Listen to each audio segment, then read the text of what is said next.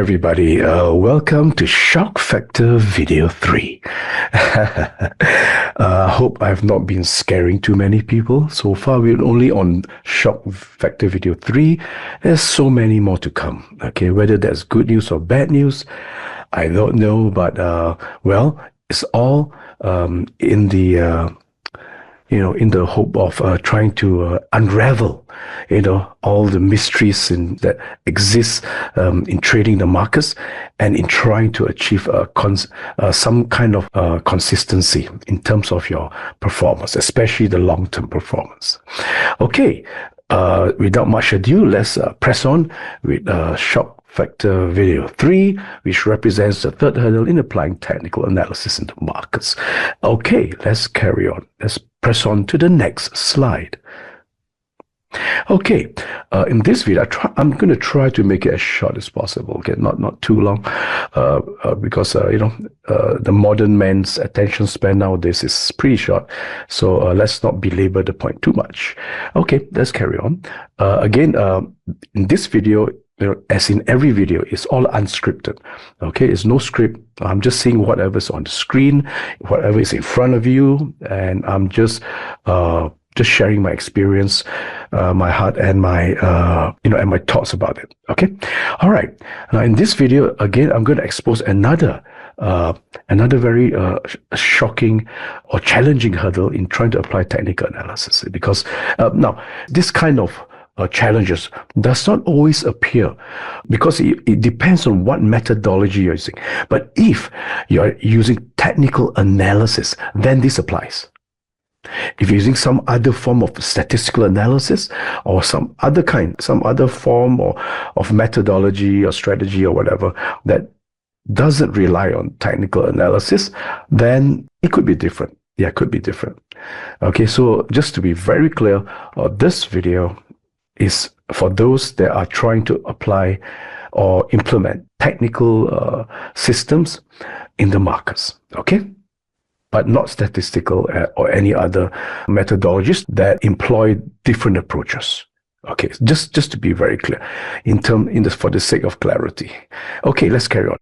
Now, there's something called the minimum win percentage, or in other words, you can also refer to it as the break-even percentage, which means that for every setup that you have, it doesn't matter what setup, as long as that setup composes of a reward to risk ratio, okay, inherent reward to risk ratio, as long as it involves a setup that uses reward to risk ratio, okay, for example, an R to R or 1 to 1, risk we denote that as a small r, reward as capital R, okay. So in this case, you see that the reward, which means exiting at the take profit, okay, that's denoted by R, your reward. And if you exit at a stop loss, that distance, okay, whether it's in terms of percentage or points or pips or whatever that is, that represents the risk involved, the potential risk. It could be realized risk, but normally it's potential risk. Okay, so in this case, your reward to risk ratio is 1 to 1. Okay, whatever you make 1 unit of reward for every unit of risk that you take. Let me say that again. You make 1 unit of reward for every 1 unit of risk that you take. So it's a 1 to 1. The setup is a 1 to 1. Okay, setup. And this setup is slightly different. It's a 2 to 1. So whenever you make money, you make 2 units of profit, exiting at a take profit, of course, obviously. And if you lose 1 unit, okay, you have 1 unit of loss that you experience, exiting at the stop loss. And similarly, as we go on, the same thing applies. Here, if you exit at the take profit, if so happen, the market moves favorably with respect to your long position in this case, and you exit with 3 units of gain. But if the market moves unfavorably or adversely against your long position and exits at your stop loss, you lose 1 unit. Okay, of whatever. I'm just referring to as 1 unit. It can be anything. It can be $1, 10 pips, 10 points, whatever, depending whether you trade futures or forex or whatever it is, okay, or equities. In this case, if you make 4 units of gain for every 1 unit of risk that you take. And over here, finally, we have 5 units of gain if you so happen to be lucky enough to exit at a take profit. But for that, in order to expose yourself to that potential gain, 5 units of gain, you had to risk 1 unit, okay? 1 unit of your capital. All right. So this is assuming these are very common setups, everybody uses, but it doesn't have to be round numbers. It can be 2.5, 3, 3.8, whatever it is. Okay.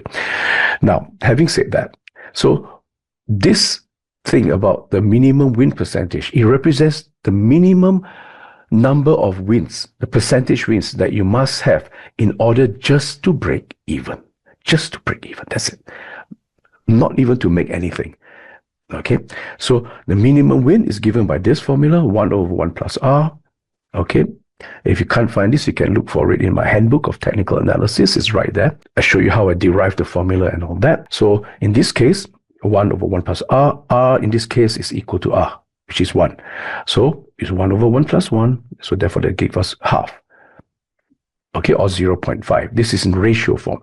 So our minimum win percentage or minimum win rate in this case is 0.5. In terms of percentages, you just multiply that by 100. That represents a 50%. So you need a 50% minimum win percentage in order just to break even. And of course, you can see this is like flipping a coin. If you win 1 unit. If you lose 1 unit. Again, it's a 50-50 chance that you win or lose. So therefore, it's easy to understand. Okay? All right? So if you win 5 times, you lose 5. So you make 5 units of gain, followed by 5 consecutive losses. You have 5 units of losses. You go back to 0. That means you break even.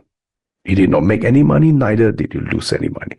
Now, just before I carry on, just want to say, this is in these few examples, I'm going to ignore the trading costs, like spread, negative swap, negative slippage, all that kind of stuff, okay? For now, just for the sake of making things a little bit easier to understand, okay? But once you add all this real world cost in, it's going to be much higher. This really is going to be much higher. 50 is not enough to break even. You need more than that. I think most of you know that you have traded, okay? But anyway, this is just the baseline. Okay, just the baseline. So let's keep it at the baseline level. Okay, it's just for the sake of making things simple, okay, and easy to understand. So in this case, what is the minimum win percentage for a 2-to-1? Well, follow using the formula again, as you can find in my handbook. 1 over 1 plus 2. R is 2 in this case, 2R. So 1 over 2 is 1 over 3, 1/3. That gives us about, in terms of ratio, 0.33. Multiply that by 100, you get 33%. So you need a minimum of 33% wins in your system in order just to break even. For example, if you have 100 trades, you need at least 33 winning trades in order just to break even. Okay? So this is such a useful formula, because a lot of traders, they use reward to risk setups and all that, but they are not aware of what the minimum win percentage is, and therefore you're trading blind. You don't know what your minimum target you got to hit in order just to break even. In fact, it's usually higher. This is just the baseline. You end the real world trading cost is going to be much higher. And then you have to ask yourself, are you able to maintain that minimum win just to break even? Are you able to do that? Do you have control over the winning percentage? Well, that's another tough question. Okay? Because you have something called the distributions of wins and losses. As you saw in video shock factor video 2, not only do you have a percentage win over a certain number of trades, but during that process, you go through distributions of wins and losses, a sequence of wins and losses that's scattered all over the place. But in totality, yes, you can group it all, compile it, and refer to it as a winning percentage, the minimum win. But in fact, in reality, it's spread all over the place, okay, within that 100 trades. So anyway, never mind, let's keep things simple. Move on to the third setup. So in this case, the minimum win for reward to risk ratio setup, or R to R setup of 3-to-1, okay, or 3-to-1 will be the 1 over, you just use the same formula and you get 0.25. The ratio is quarter, or 0.25. Multiply that by 100, you get 25%. So for this setup, you need a minimum of 25% wins out of 100. So if you have 100 trades, you need at least 25 trades. Try 25 winning trades just to break even. And similarly for the other two. So for 4-to-1 reward to risk R to R ratio setup, you need 0.2 or 20%. At least 20 trades out of your 100 trades. Within the space of 100 trades, you need at least 20 winning trades just to break even. And similarly, for 5-to-1, it's about 16%. Okay. Now, again, you notice that as you increase your reward to risk ratio setup, as you increase the setup size, the minimum win percentage starts to drop. So this seems like a good thing. Why not just increase this to 200 to 1 or 500 to 1? That will decrease your minimum win percentage to such a ridiculously low value that you might only need to win 3 trades out of 100 trades in order to break even. Doesn't that sound wonderful? Yeah, but obviously you all know the answer. That will not work because the market has a certain range. So sometimes it's unrealistic to do that. But again, I will address that question in the next few slides. So far, everything looks quite organized. It looks quite understandable, I believe. Not too complicated. So now at least we have a way of figuring out what our minimum or at least our break-even percentage is for the different setups that we want to have, okay, or that we would like to implement in the market. So now let us move on to the next slide. Now, don't forget, I'm talking about the minimum win in this slide. Let's go to the next slide. Now, in this slide, I'm going to talk about the probability of winning in a fully random market. Let's assume that the market is fully random. Of course, we know that's not true. Okay, the market is not fully random. We can see patterns in the market and all that. But there is a large degree of randomness in the market. There is. By virtue of all the complications going on. Traders trading different markets, different time frames, different approaches, all kinds of stuff, okay? So there is a degree of randomness in the market, okay? But let's assume we have a fully random market. Now, once we make this assumption that the market is fully random, not semi or quite random, no, fully random, then we again apply the same formula. Now, this same formula now has a different connotation. It means something completely different. In the earlier slide, let me go back up. Okay, in this slide, this equation denotes or points to the minimum win that you need in your system just to break even. But again, if the market is fully random, the similar equation now represents a totally different aspect of your trading approach. It represents the probability of winning. Okay, the probability that you have a win based on the setup, the probability you have a win in this setup, the probability that you have a win in this setup, or this, and so on, etc., etc. But the assumption, the underlying assumption is that it has to be a fully random market, which is a little bit excessive, but let's just assume that for now, just for the sake of argument. Okay, so that it's easy for me to elaborate on what I'm trying to convey here. So let's just call this probability of winning in a fully random market. Let's denote that as POW, probability of winning. Of course, you have probability of losing.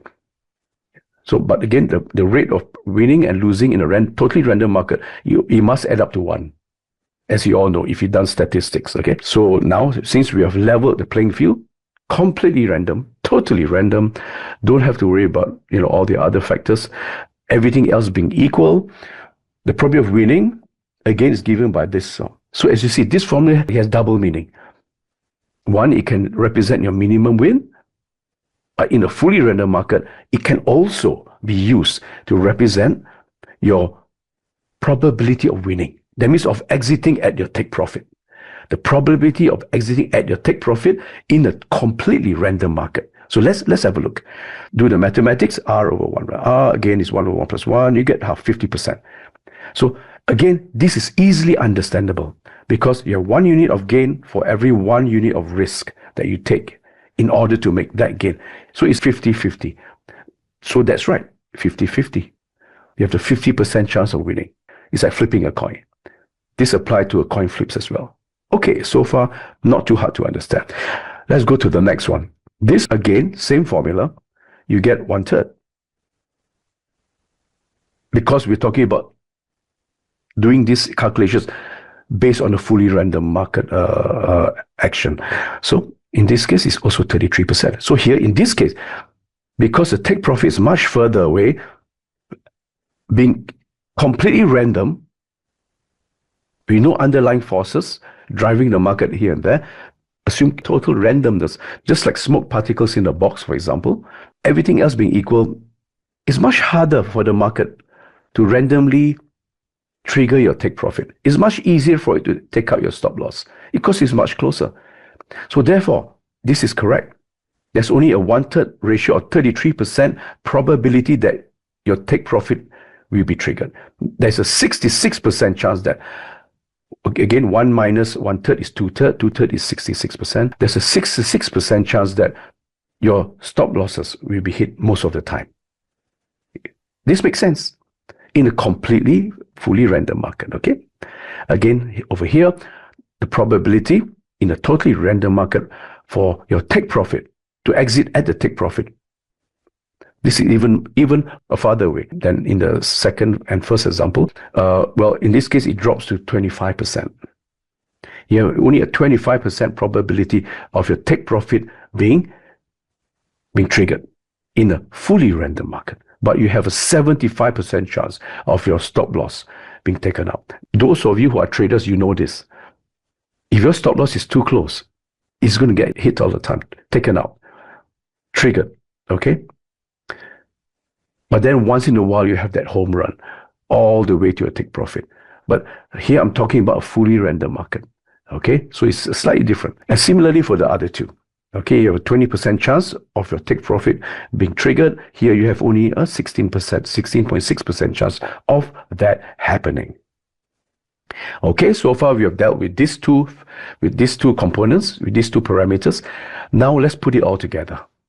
Let's put it all together. Let's talk about the expectancy now. In a fully random market, I'll come to normal markets later, but let's talk about expectancy in a fully random market. What is expectancy? Well, it's just a fancy word for average profit and loss. That's all. Nothing more. That's all. Simple stuff. Okay? Nothing to get worked up about. So again, the formula is given by this. Expectancy, i.e. your average profit and loss, is just your win, the win that you make whenever you win, multiplied by the win rate. This is your gain minus your losses, and your loss is whatever you lose every time you lose, multiplied by your loss rate. I use the word POW there to indicate that we are talking about a fully random market. Okay? All right, so this is the expectancy in a fully random market. So let's do the mathematics and let's see whether an edge really exists, whether you have an actual advantage in the market if the market was fully random. Let's find out. Let's press on to the next slide. Let's see what's going to happen. Okay, let's do the mathematics. So for using the formula, the expectancy or the average profit and loss in a fully random market, okay, the probability of winning, the POW expectancy will be, in this case, each time you win 1 unit or $1. Rate of win is 50%, or in ratio form, half. And each time you lose $1. And the probability of losing, the rate of losing is half as well. Because 1 minus half must give you the other half. Half plus half plus half must equal to 1 all the time. If you do the mathematics, you see that your expectancy or your average profit or loss is 0 in a fully random market. 0. What about the next one? Do the mathematics. Each time you win 2 units or $2, multiplied by the win rate. Again, I told you, as I said earlier, it's only a 33% chance that your take profit will be hit. Let me go back and show you. Over here, as you can see, there's only a 33% chance because it's much further. There's a 66% chance that your stop loss will be taken out most of the time in the fully random market. So if you do the mathematics, each time you win $2, multiplied by the win rate is only 33, 1/3. Each time you lose 1, multiplied by the loss rate, which is 1 minus 1/3 is 2/3. Because 2/3 plus 1/3 must always equals to 1. 0 again. Our average profit and loss or expectancy in the fully random market is 0. No advantage, no edge. Okay? The birds are not singing, the sky is not blue. Let's press on to the next one. Needless to say, I guess you can see what's coming because it's in front of you. Do the mathematics. Each time you win $3, but the probability of winning is only 25%. But you have a 75% of losing, but each time you lose, you only lose $1. Do the mathematics. Zero average profit and loss. Zero expectancy. No age. No advantage in the fully random market. That's the key word, the key phrase, in the fully random market. And similarly for the next two. I don't want to go through. You can do it yourself. So what have you learned so far? We learned that if you have complete randomness in the market randomness, assume it's a very high degree of the higher the degree of randomness in the market, the more, assuming your setup is static, it doesn't move, okay? The more your long-term performance is going to gravitate, is going to converge on this value of 0. That's right. There's an invisible force pulling your long-term performance, affecting your consistency in a very insidious way. If you introduce more and more randomness into your system, your result is going to gravitate towards 0. And in fact, it's going to go below that because of the real world trading costs and all that. 0 is bad enough. That means you can't get anywhere.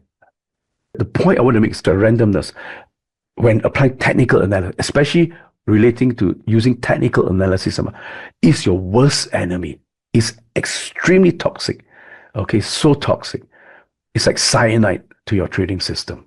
Okay, you have to understand. So what do we do about this? There's many solutions, obviously, but again, these are shock videos, so shock videos don't contain the solution. They only give you the problem.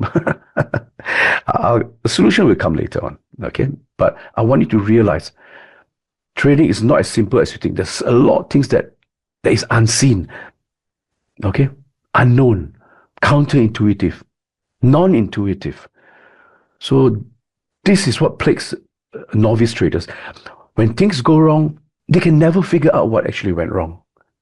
They can never figure out. Some people say the only way you can learn is put real money in the markets and trade. Then you'll learn fast.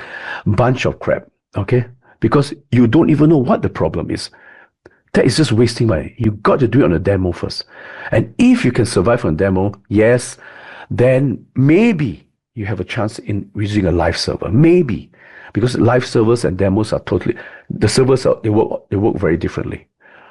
You see, but that is a story for another day.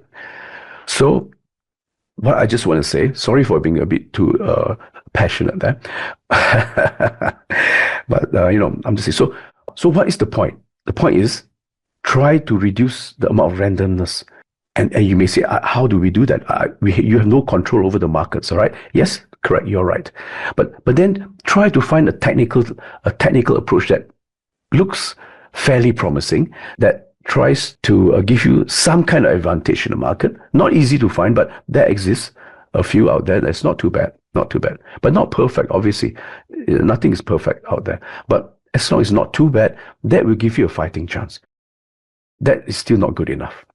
Let me go to the next slide and show you why. Just keep it in mind. Just keep it simple. Try to reduce the amount of randomness. Or try to avoid. If you cannot reduce, avoid as much as you can, because this will push your system and make your system in the long run converge towards these results. 0 expectancy. It's mathematics. There's no way you can run from this. This is the truth. It is black and white. There's nothing you can do about it, except try to reduce the effects of randomness. That's the only thing that you can do about it. So let's move on to the next slide. Now, this is shocking part. Shocking part number 1.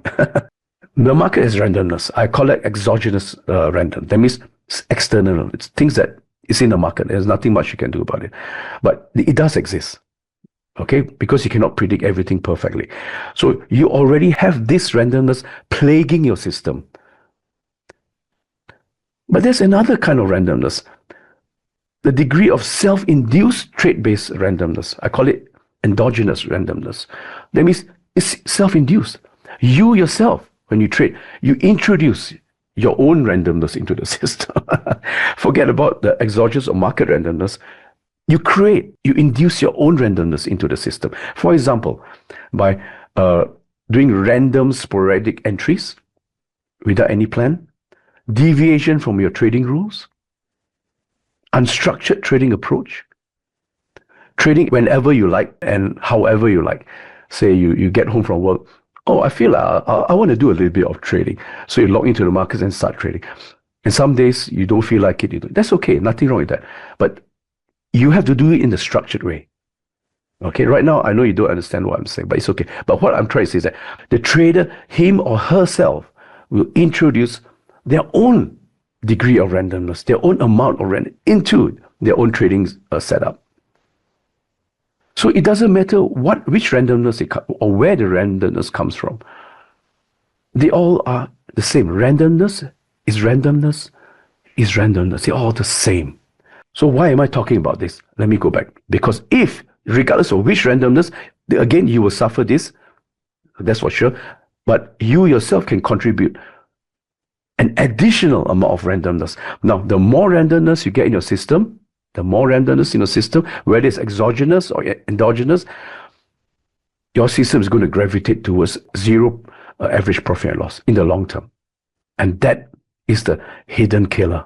The thing you have to try to do is try to reduce the amount of randomness in your system by using better technical approaches and not trading in an unstructured manner. That means just deviating from your trading rules, just randomly entering orders, changing different approaches, changing time frames. Today you're trading daily chart, the next day you're trading a 5-minute chart. I mean, honestly, without you knowing it, or without the trader knowing it, you are introducing an additional amount of self-induced randomness. And whatever kind of randomness that exists in your trading environment, it all adds up. And thereby, as it gets more and more, as the degree of randomness gets more and more, whether it's exogenous or endogenous or both together, you are driven towards a zero outcome, a zero profitability outcome in the long run. Yeah. You see that? But that's not all. The second part to what's shocking, and this is it, the law of large numbers. If you have randomness in your system, the more you trade, the worse it gets. Because you already have randomness. You're not 100% free from being random. There's no way you can do that. There will always exist randomness. Okay, so the law of large numbers says that the more events that you initiate, you get engaged in, the more the probability of the outcome will converge towards the average outcome. For example, if you flip a coin, the probability of winning is 50-50, but not in the 2 or 3 flips. The first 2 or 3 flips, you might have 3 losses in a row, three tails in a row, but you won heads, you see. So that's not representative of the actual probability of winning in a random world, okay? But if you flip the coin enough times, 500, 1,000, 10,000 times, 1,000,000 times, 10 million times, you'll find that this is what is referred to as the law of large numbers. You find that the probability of winning start to converge towards 50%. That is the beauty. This is one of the most miraculous part of statistics, for me anyway. This is remarkable stuff. I mean, honestly, it's like invisible, it's like gravity. You can't see it, but it's converging. It's gravitating towards the POW. I mean, this is amazing stuff. I mean, it might sound mundane to a lot of people. I mean, it's like, okay, it's obvious, it's intuitive, but if you really think about it, it's awesome stuff. So again, this is going to work against you. The more tricks you do in an environment where you have a high degree of randomness, is going to work against you. The more you trade, the worse it's going to get, because you know why? It's going to gravitate. The more you trade, it's going to gravitate towards the POW value. This one, the POW expectancy value, 0 and below. It's going to go into loss as well. It's all very dreary and mundane. I mean, horrible stuff, isn't it? So as I say, and how do we solve all this? I mean, it's not possible for you to remove all randomness from your trading system, all randomness that affect your trading. It's not possible. So how do you get around all this? I just want to show you in the shock factor series, this is hurdle number 3. Yes, there's many more to come. Now, let's assume we finish 10 or 15 hurdles. Okay, all of them are shocking. Let me just tell you. Would you dare to trade after seeing all this shocking, non-intuitive, stuff going on? Would you dare to trade? Yeah, that's the question. Wait until I get to 10 and 11. Okay, I think you stop trading, I believe. And that's a wise thing to do until you know how to resolve it. Even worse, would you trade other people's money? Even if you're a fund manager, if you don't know the solution to the first 3 hurdles so far, how are you going to, unless you're doing a statistical approach? Yes, that's different. Or arbitrage. Okay, that's fair. That's different. So sometimes you can use a different strategy to avoid having to face all these 3 challenges so far that I've unveiled to you. Okay. So, but again, let's go forward. Yeah. The story has not finished yet. We're just starting. Okay, I thought it's great to come up with a shock factor series because everyone was talking about, the best scenario. I'm not interested in the best scenario. I'm interested in the worst scenario and how do we fix it? Because if we can't do that, no point carrying on. Okay, there's no point. Pointless. It's just inevitable that the account will be obliterated and blown up. I hate to sound pessimistic, but I'm right. If you don't know the solution, be careful. Be very, very careful. If you still want to trade small, okay? Just to experience the execution issue. Learn other things as well along the way. Nothing wrong with that. Okay, so that's my little summary. Again, I just want to say there was a 2-year delay in resuming my YouTube channel because there was just too many things for me to handle the last 2-3 years. But now I'm resuming in full force, just to say, back in action again. Okay, so the next video will be going up very shortly. Almost one or 2 videos a week going forward. Okay, it's hard for you to learn how to resolve things at this stage yet, but I just want you to be aware of the dangers that you can't even see, non-intuitive stuff. Just to summarize, in this shock factor video 3, the topic I'm trying to grapple with is reward to risk ratio sizing. I call it the reward to risk ratio sizing issue. Okay, and how it presents a hurdle, especially when randomness is all around us. We are swimming in a sea of randomness, and that is the issue. Okay, which is toxic to applying technical analysis. Hopefully that brings a little light, okay, to your understanding as to why certain things happen and so on. Okay, anyway, I shall see you in the next video. But as usual, until then, take care, be safe. Okay, bye-bye.